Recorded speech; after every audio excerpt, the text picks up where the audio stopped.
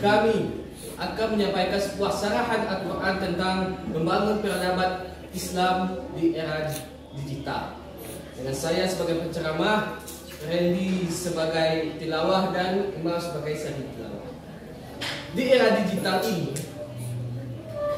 telah muncul banyak sekali media sosial yang marak digunakan oleh anak muda.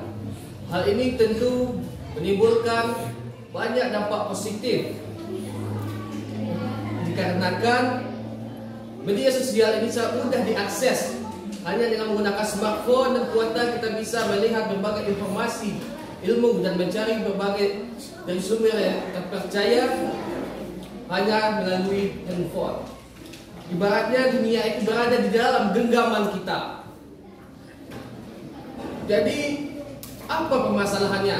Tentu banyak, karena hal ini juga menimbulkan dampak negatif, seperti penyalahgunaan internet untuk hal-hal seperti perjudian dan situs-situs dewasa yang dibuka, kan tidak boleh. Itu bisa merusak generasi bangsa. Dan bagaimana caranya kita agar bisa membangun bangsa yang baik, mulia, dan sopan untuk membangun peradaban Islam yang lebih baik untuk kedepannya. Hal ini sudah dikatakan di dalam surat Ar-Rahman ayat 33. Bismillahirrahmanirrahim. Ya ma'syarul jinnah wa insis tutukum antum khudhu min aqtaris samawati wal ard. Sadaqallahul azim.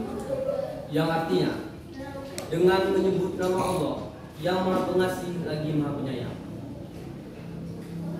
Wahai golongan jin dan manusia, jika kamu sanggup menembus penjuru langit dan bumi, maka tembuslah. Kamu tidak akan sanggup menembusnya kecuali dengan kekuatan dari Allah. Dari hadis surat Ar-Rahman ayat 33 dapat kita simpulkan bahwa teknologi yang canggih yang kita gunakan saat ini adalah nikmat yang diberikan Allah Subhanahu wa taala. Jadi kita harus menggunakannya untuk hal-hal yang positif.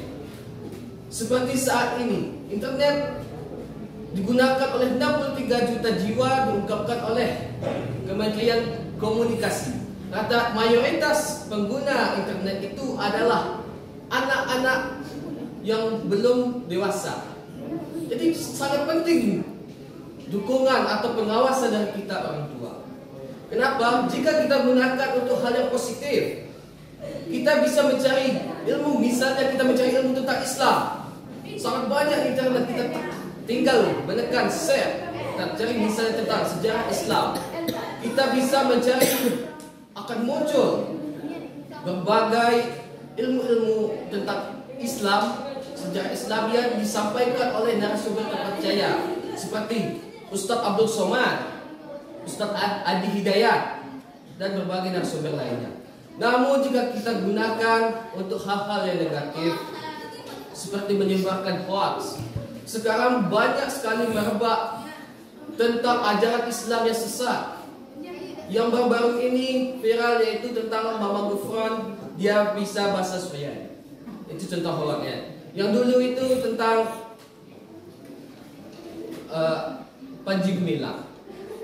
Dan untuk anak-anak muda, jika kita tidak beri pengawasan, dia akan menggunakan internet atau media sosial itu untuk hal-hal yang negatif. Seperti apa? Perjudian online.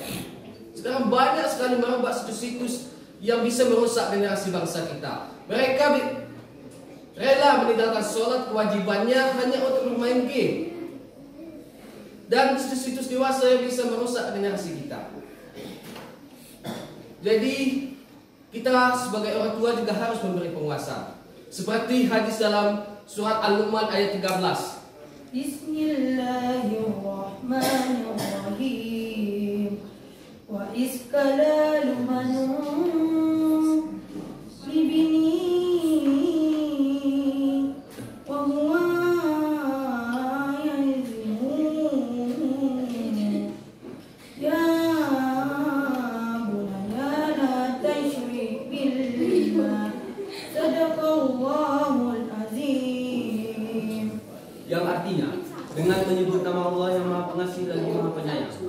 Ingatlah, Luqman pernah berkata kepada anaknya ketika ia menasihatinya, "Wahai anakku, janganlah engkau menzalimi Allah. Sesungguhnya menzalimi Allah itu benar-benar perbuatan yang kejam.